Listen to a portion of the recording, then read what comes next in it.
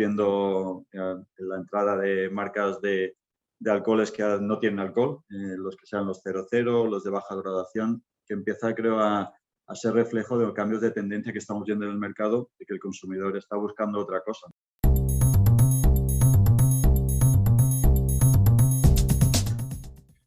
Pues nada, bienvenidos a POS Talks, el primer podcast de gran consumo en España. Hoy tenemos el gustazo de entrevistar a Mark Pokele. No sé si lo estoy pronunciando bien en castellano, sí. pero ¿cómo lo dices tú, Mark? Pokele. Pokele, muy bien. Director general de BIM Suntory. Un poquito del pasado de Mark para entrar en calor. Nació en Londres, creció en Benidorm, Alicante, hasta los 18 años, cuando se traslada a mi otro país, Estados Unidos, para terminar tus estudios de grado y de posgrado.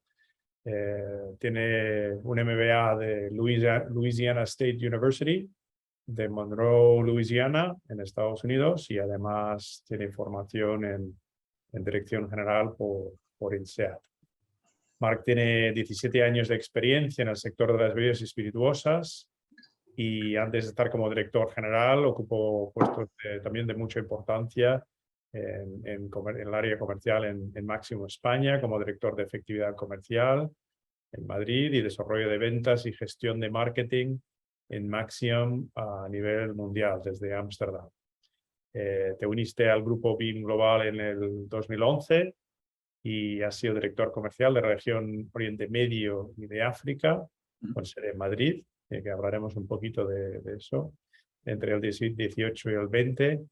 Y además me contaste cuando nos conocimos una historia muy interesante sobre tu experiencia como director general de BIM Suntory en Sudáfrica, en la ciudad de El Cabo. O sea que es un gusto tenerte aquí con nosotros, Mark, y esperamos disfrutar ahí de toda esta aventura de vida y carrera profesional que has tenido. Es un placer tenerte. Muchas gracias a vosotros. Si te parece, para empezar, ¿por qué no cuentas un poco del hombre detrás de esta supercarrera a nivel internacional? ¿Qué pasiones hay detrás que te ha impulsado a hacer esta carrera? Buena pregunta, esta no me la han hecho nunca. Yo creo un poco de la inquietud, como comentabas, criado en Benidorm de padres extranjeros en el mundo de la hostelería, y Benidorm en los años que yo estuve ahí realmente empezó a transformarse en un destino internacional. Entonces yo creo ya buscaba quizá nuevos horizontes, ya quizá de pequeño no me veía viviendo el resto de mi vida en Benidorm, aunque le tengo mucho cariño, pero no lo veía como el resto de mi vida. Entonces ya aprovechando de joven, sobre todo por el tema del deporte, conseguí moverme a Estados Unidos, que fue quizá el gran salto al mundo internacional. Y ya me quedé en Estados Unidos, acabé lo que es el high school americano, empecé a hacer la carrera ahí y por suerte tuve una beca de deporte y acabé en Luisiana por esa razón. Y ahí estuve prácticamente en Estados Unidos, tenía casi 9 años. Y luego a partir de ahí la situación en esos tiempos en España estaba complicada. Entonces me animé a irme a UK. No había vivido nunca, aparte de ser británico de nacimiento, no había vivido nunca en UK. Y fui para vivir a Londres y acabé trabajando por casualidad en el mundo de headhunting, no por diseño, sino realmente porque estaba un trabajo cuando llegué y pensé que sería algo temporal, y acabé 10 años trabajando en headhunting y sobre todo a nivel internacional, con lo cual mucho viajar a través de Europa. Luego empezamos a trabajar con clientes en Estados Unidos, en Asia, acabé en África. Entonces realmente esos 10 años en un mundo quizá un poco desconocido a veces, que realmente el hard sell, como se suele decir, pero trabajando con ejecutivos de muchas organizaciones a nivel bastante alto, quizá también esa sensación de que el mundo global es interesante, divertido trabajar en él. Quizá fue un poco lo que me estableció esa curiosidad de querer buscar y entender cómo se trabaja en otras culturas, otras formas de ver negocios. Entonces disfruto mucho trabajando en otros países. Ahora encantado de estar de vuelta en España, pero como dices tú, el haber estado viviendo en Estados Unidos, luego viviendo en UK, y luego estuvimos en Holanda 4 años cuando entré en lo que es Maxim Worldwide en su momento. luego estuvimos aquí en España 7 años, luego, como comentabas, 4 años en Sudáfrica, obviamente muy distinto, y ahora de vuelta prácticamente 2 años ahora, ya pasando lo que fue Maxium España y ahora siendo BIM Suntory España. Llevan bastantes años en el grupo y qué elementos, qué valores de esta compañía con los cuales más te identificas, ¿no? Que más te llaman la atención. Sí. Sí, es una compañía, también hay que decir que ha evolucionado de forma muy significativa, porque el Maxium original, cuando se formó, eran 4 socios. Estaba BIM, en su momento que no se llamaba BIM Suntory, era BIM Global, Edrington, que sigue siendo nuestro partner, y veo la bodega de Brugal ahí, que son los dueños de Brugal y de Macallan. Luego también estaba Remy Cointreau y estaba BNS, que eran los propietarios de Absolut Vodka. Entonces, en ese momento era una empresa bastante distinta, porque era una empresa de distribución global, pero realmente siempre había un foco a la hora de ser una empresa bastante operativa, pero los valores realmente de fomentar el desarrollo de la gente. Y eso creo que ha perdurado en el tiempo. Incluso que ahora ya Maxium como tal no existe y que realmente se ha convertido en lo que fue una alliance entre BIM y Edrington y ahora puramente BIM. La parte de ser una empresa, pongamos relativamente grande, pero siendo ágil, mucho foco en esa capacidad de adaptarse al mercado, de ver oportunidades, de ser bastante proactivos y reactivos a la vez. Creo que eso se ha mantenido en el tiempo. Y también ha habido siempre foco en desarrollo de la gente. Por eso estoy muy afortunado porque llevo muchos años en el negocio y siempre he tenido oportunidades, incluso esta última, porque el salto que hice de Sudáfrica, que era una empresa relativamente pequeña, venía aquí en España, que factura prácticamente 20 veces más que lo que facturábamos ahí, da también la sensación de que el negocio invierte en equipo y hace apuestas a veces de dar oportunidades realmente de desarrollo y crecimiento, con lo cual eso en los años que llevo ha sido un continuo y creo que demuestra un poco y es un poco la forma que tiene y se ha mantenido en el tiempo de la cultura quizá arraigada en lo que es el mundo ahora BIM Suntory, que un poco ya originó de la parte de Maxium, pero se ha definido más en el tiempo al ser ya una entidad con una cultura más definida. Y luego añade eso que en el 2000, creo que fue el 2015, 14, pasamos a ser parte de Suntory, con lo cual hay un elemento ahora también japonés, de más largo plazo, de quizá incluso más foco en el equipo. Entonces, realmente hablamos en el negocio del East meets West y realmente cómo compaginamos esas dos culturas, una cultura originalmente BIM, mucho más americana, con la cultura japonesa y creo que va evolucionando constantemente más a esa combinación de agilidad comercial, pero también manejo de largo plazo y siempre poniendo el foco en el desarrollo y crecimiento de la gente. Es curioso que justo lo que acabas de decir, de que es donde East meets West, y además justo en medio, pues estamos aquí en España y curiosamente nos ha llamado la atención que tenéis no solamente vuestras oficinas aquí de España, como es lógico, pero también tenéis las oficinas de internacional, ¿no? Cuéntanos un poco sobre eso y cómo funcionan. Sí, yo en parte diría, en parte creo que es casualidad. Ten en cuenta que esta empresa ha evolucionado en un momento dado. BIM era relativamente pequeño, luego pasó la venta de Allied, con lo cual sabes que las marcas se repartieron entre Pernod y BIM. Y de las marcas que se quedó BIM estaba Dick y Larios, que como sabes están arraigadas aquí en España. Tenemos la destilería en Segovia y eso en parte empezó a tomar decisiones de negocio que tenían más sentido establecer la base operativa en España. Eso luego creo que se ha ido afincando en el tiempo y ahora tiene todo el sentido del mundo, pero en un momento diría que era más un poco la casualidad de tener marcas tan grandes aquí con unas operaciones tan grandes que realmente acabó cristalizando el establecer y realmente anclar la parte de visión internacional del negocio en España. Me parece un momento dado, siempre hubo un momento dado de discusiones de, no, pues estamos en UK o debemos estar en otro país, pero que realmente España tiene todo el sentido del mundo y ahora se nos haría casi impensable no estar aquí en España, en la sede de lo que es la parte internacional. Por dar un poco de contexto, tenemos 3 divisiones en el negocio internacional, que geográficamente es la más grande porque es todo EMEA, es Sudamérica, cubre India y también cubre parte de Oceanía. Tenemos una parte que sería la más asiática, que es afincada en Japón, cubre China también y por los mercados asiáticos. Y luego tenemos la parte que sería Américas, que es realmente Estados Unidos, mercado más significativo, Canadá y México. Nosotros somos Por tamaño, a veces somos como el 20% de la región global, pero a nivel geográfico realmente tenemos un footprint enorme y a día de hoy se nos parece lo más normal estar en España y como dices tú, estamos realmente en ese punto medio del East meets West. ¿Y vosotros en el día a día cómo interactuáis con esta oficina global? Pues yo la tengo justo en la planta de abajo. Okay. Estamos en el mismo edificio, con lo cual la interacción es muy cercana y creo que estamos encontrando un poco el equilibrio, porque ten en cuenta que venimos de realmente hace un año, prácticamente a estas fechas, firmamos el acuerdo en el cual Maxium ya pasaba a ser 100% BIM Suntory y nos convertimos en BIM Suntory de forma ya por un branding y toda la imagen el 1 de enero de este año.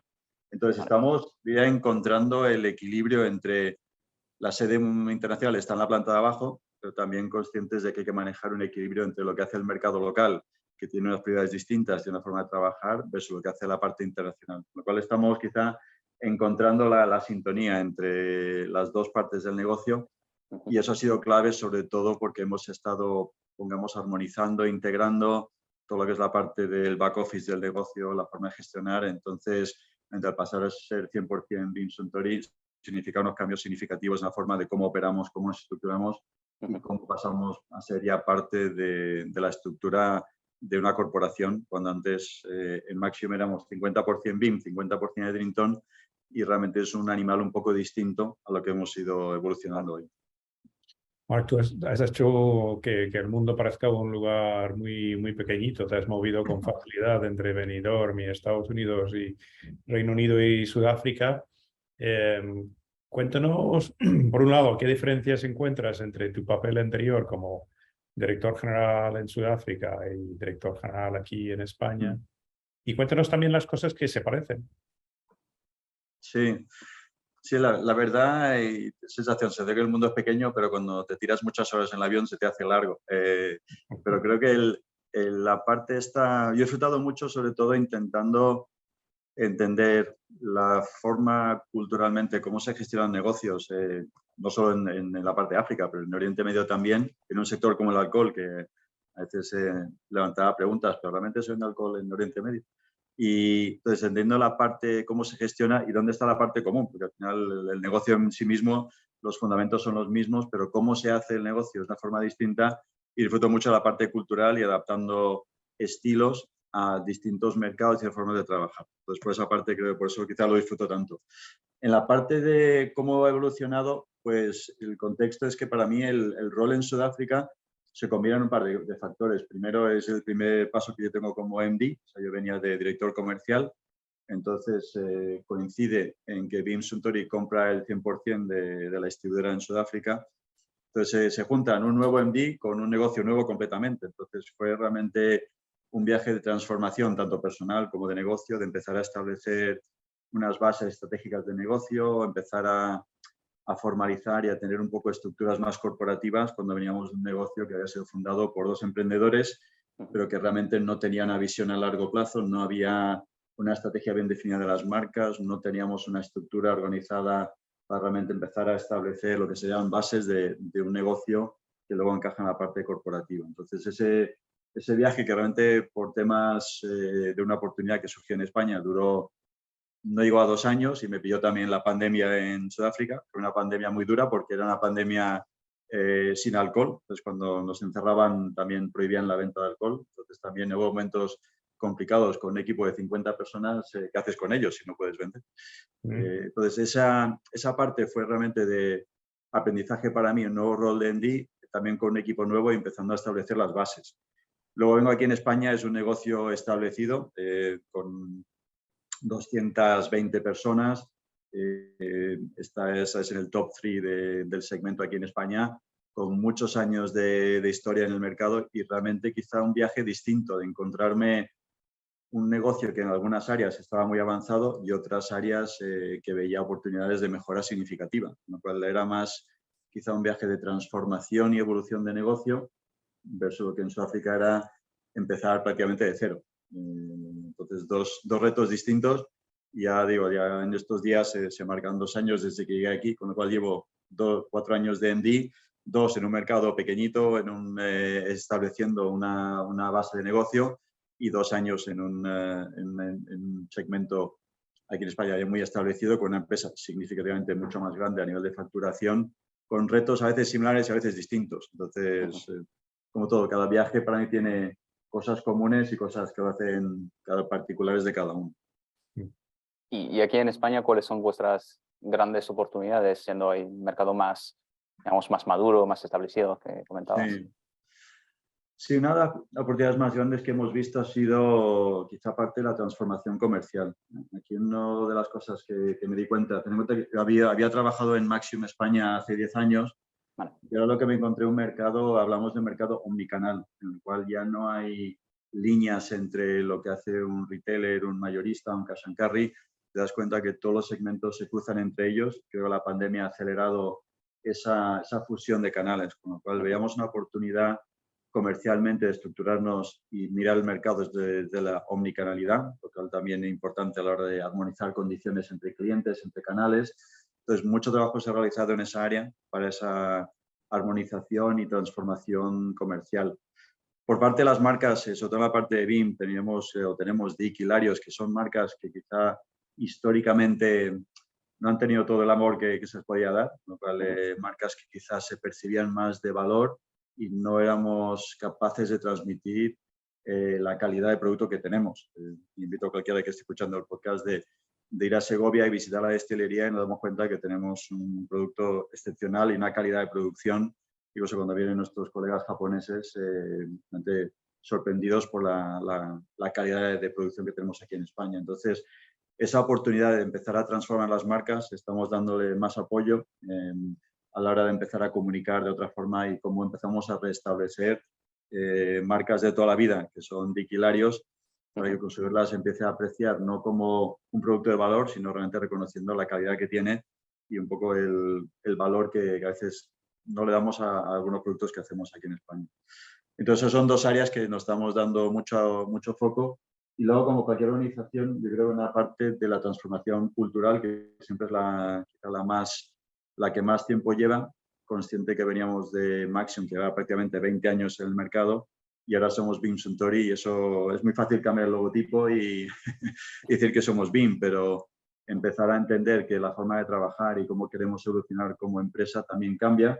Y creo que es un viaje, ese es el que para mí tarda más tiempo, porque realmente tienes que hacer un cambio de mentalidad y hay de todo. Los que ya son creadores del cambio y algunos que todavía lo ven como realmente dónde encajo yo en esta nueva etapa que estamos formando. Hablabas hace un momento de la fusión entre off y on-trade que se va mezclando y aparece esta cosa que se llama omnicanalidad. ¿Hay más cosas que están cambiando en ese sentido? O sea, que impactos importantes que están ocurriendo y afectando al mundo de, como se dice en castellano, hostelería y alimentación. Sí, yo creo que hay una combinación y lo miramos más desde el punto de vista del consumidor. El consumidor al final es para mí el punto de todo, porque el consumidor al final es el que vota por nuestras marcas y busca esos momentos. Hemos visto en la pandemia algunos cambios en algunos de los hábitos, por ejemplo, el concepto del tardeo, que quizá empezó hace un par de años, se ha acelerado mucho más. Entonces, el empezar a ver consumo de la primera copa por la tarde es algo que se está normalizando más, cuando antes parecía que la copa era más de noche.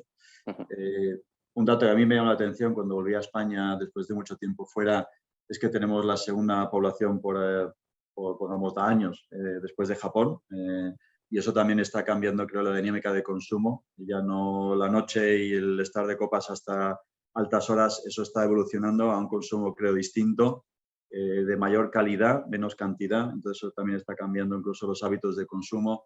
Estamos viendo la entrada de marcas de alcoholes que no tienen alcohol, los que sean los 0,0, los de baja graduación, que empieza, creo, a ser reflejo de los cambios de tendencia que estamos viendo en el mercado, de que el consumidor está buscando otra cosa. Entonces, no solo es la parte de cómo los canales están evolucionando para llegar de mejor manera al consumidor final, sino también ese consumidor también que está evolucionando cómo vive y cómo disfruta del momento de consumo, que aquí en España es un consumo muy social. Entonces, un mensaje que transmito mucho, sobre todo a la parte corporativa, porque somos un mercado mucho más, digamos, de on-premise, de consumo de Horeca, es que en España tiene la situación de que las marcas se piden por nombre, mientras que en muchos países no se pide por nombre. Entonces, es muy importante aquí esa relación de, entonces hablamos de enamorar al consumidor de nuestras marcas y conseguir que haya una conexión con la marca, una afinidad con la marca para realmente establecer una relación con el consumidor. Con lo cual veo una oportunidad ahí de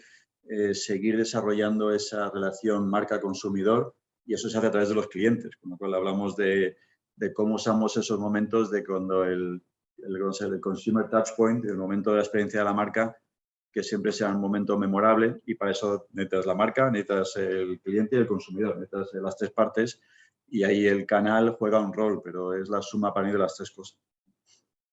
Y en el contexto de estos últimos años, ahí con cambios tan drásticos a nivel de consumidor, de mercado, ¿cómo lleváis el tema de la innovación? ¿Cómo os impacta? ¿Se están retrasando lanzamientos o al contrario, por los cambios más frecuentes, vais acelerando? Sí, es un tema con el cual como director de marketing hablo bastante. El tema de innovación, a veces también innovación, a veces pensamos solo en producto y a mí me gusta pensarlo también no solo en productos, sino en otros ámbitos. O sea, cómo llevo al mercado, cómo llevo al consumidor, qué estoy haciendo distinto, cómo innovo la experiencia de consumo. Entonces, eso puede ser a través de activaciones, por ejemplo, una marca que tenemos que es Roku, la marca japonesa de Ginebra. Hacemos activaciones 360 que llamamos Kinjo, que significa es barrio en japonés. Entonces, creamos situaciones donde creas un 360 y para que el consumidor experimente la marca en todos sus ámbitos, en todos los canales. Para eso es innovación también, porque es otra forma de activar la marca. Innovación pura de productos, sí que hemos lanzado este año, entramos en la categoría de los licores, lanzamos el Castellana Cacao para entrar en ese consumo de después de comer. Todavía diría que es prematuro para ver si realmente ese tipo de innovación tiene recorrido o no. Entonces, lo que estamos, creo, constantemente intentando dar prioridad, que pongo más foco en fortalecer estrategia de las marcas y ver la oportunidad que tienen de desarrollo o buscar oportunidades todavía de crecer en la parte del segmento más premium. Aquí en España, a través de Trinton, tenemos Macallan, que creo que juega un rol muy distinto al que jugaría un Dick, por ejemplo. Entonces, también viendo oportunidades de cómo, desde el punto de innovación, te vas a la parte más de expresiones limitadas. Hace poco lanzamos algunos productos de 30 a 40 años, con lo cual la innovación, a veces pienso las acciones que hablamos solo de producto nuevo, cuando realmente a veces lo miro desde un punto de vista más amplio de innovación hasta el punto de experiencia de consumidor y en base a ello qué podemos hacer distinto que igual no hacen otros. Entonces, bueno, que es respuesta larga a una pregunta, pero sí que veo innovación como una pata, pero no solo en lo que es producto, el lanzamiento de productos, sino en algo mucho más amplio. El turismo para vosotros me imagino que es muy importante y la vuelta a tener unos niveles de turismo como en el pasado, me imagino que os está afectando, ¿no? ¿Cómo os afecta el buen verano que estamos teniendo con turistas? Sí, yo creo que afecta, si no otra cosa, el optimismo. Sí. Aquí hay un par de matices. Cuando hablamos del turista, el turista por general no consume nuestras marcas estándar. Pongamos, no es el consumidor habitual de Larios, quizá Larios un poco más, pero Dick, consumidor internacional, no conoce la marca, con lo cual no tiende a consumir mucho. Y Brugal, porque el ron dominicano es muy fuerte en República y aquí, pero en otros países europeos no tanto. Con lo cual, mis sensaciones, lo que nos aporta es al consumidor de fuera consume marcas de portafolio como puede ser Jim Beam, como puede ser Famous, Roku, una parte internacional, o Macallan, ese tipo de productos sí que vemos más consumo. Para mí el efecto es que la subida de la hostelería o del turismo nos lleva a más ánimo en la hostelería. Obviamente los que trabajan en la hostelería, el consumidor es nuestro consumidor, el local. Entonces creo que ese positivismo que viene con la vuelta del turismo, creando más empleo, creando más riqueza en el mercado, convencido eso se traslada en más consumo de nuestro producto, pero por nuestro consumidor local. Entonces, hay un poco una sensación de tenemos marcas internacionales, pero el core de nuestro negocio, Dick, Larios, Brugal, prácticamente es el 85% de nuestro negocio. Entonces, y eso está muy, muy arraigado en el consumidor local. Y anteriormente hablabas de omnicanalidad también. En ese sentido, ¿hay algún canal nuevo que destaca quizás para vosotros o algún otro que no hayamos mencionado hasta ahora? Sí, El canal que ha emergido de forma bastante significativa ha sido e-commerce. Creo que está en boca de todos del rol que tiene e-commerce y entonces hemos visto que e-commerce tiene un rol que jugar, pero en la parte más premium. Un poco la conversación es, si tú quieres una botella de Via Clarios o Brugal, no tienes que ir muy lejos y vas a encontrar una. Pero en la parte más premium, donde no hay tanta distribución y también el consumidor entra online y se ha acostumbrado a indagar, a informarse más acerca de las marcas, a hacer compra de producto que igual no encuentra el día a día, sí que lo hemos visto como un canal que está aportando más oportunidad. Aquí un poco el reto es que igual que e-commerce subió en la pandemia, ha vuelto a bajar otra vez porque somos una sociedad de consumo en la hostelería, que es un punto que siempre recuerdo a la parte corporativa. No somos un UK, no somos una Alemania, en el cual el consumo en casa de alcohol destilado es bastante normal. Aquí en España, como sabes, si estás en tu casa solo tomándote una copa, es que queda un poco raro. Entonces somos mucho más de consumo en la hostelería. Entonces, pero ese canal te diría es el que ha emergido, está aquí para quedarse, no solo como oportunidad de venta, sino como oportunidad de comunicar y hablar con el consumidor, que también entran en plataformas para aprender más de la marca y también influye su decisión, puede ser en el punto de venta en hostelería, como puede ser comprar online o comprar en la tienda física. Cuéntanos un poco también de la tendencia de los productos sin alcohol o de baja graduación. ¿De dónde viene y a qué necesidad del consumidor responde? Yo creo que viene de esa necesidad que hablábamos antes del consumidor, se está haciendo, pongamos, más maduro y busca alguna experiencia en la cual no haya el efecto alcohol. Yo creo que hemos visto el éxito de la cerveza sin alcohol. Creo que aquí debe ser de los países donde más éxito ha tenido. Por mi experiencia, cuando he estado en otros países, en países como Sudáfrica, que son muy cerveceros, la cerveza sin alcohol es muy pequeña, mientras aquí en España es una categoría que ha tenido mucho éxito y que responde a esa necesidad del consumidor de poder disfrutar de algo que no sea un refresco y no tener el efecto del alcohol.